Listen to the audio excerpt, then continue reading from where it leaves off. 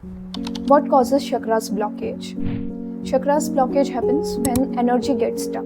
Think of your chakras like rivers of energy. When water flows easily in the river, you feel at peace, you feel good.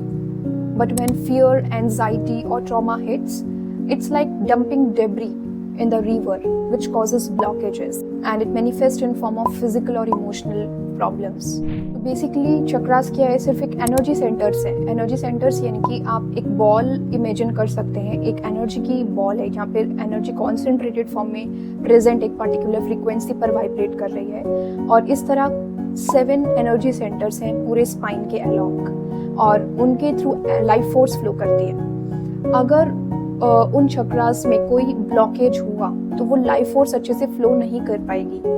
जब वो flow नहीं करेगी तो वो problem cause करेगी, may be emotionally और physically और mentally. The reason of blockage may be any trauma, any trigger, lifestyle imbalance, any limiting belief, stress, fear, overthinking, or negative thought pattern. Due to these things, energy gets stuck. It prevents life force to flow smoothly.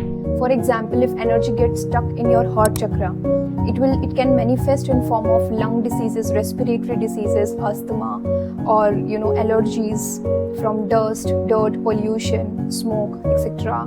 Or it can also manifest in form of heart diseases, circulatory diseases. So this is the physical manifestation of the blockage. And emotionally it can manifest in form of like unforgiveness, lack of compassion, empathy, love, lack of intimacy, fear of intimacy, or excessive people pleasing, lacking boundaries, or it's very hard for you to say no, etc.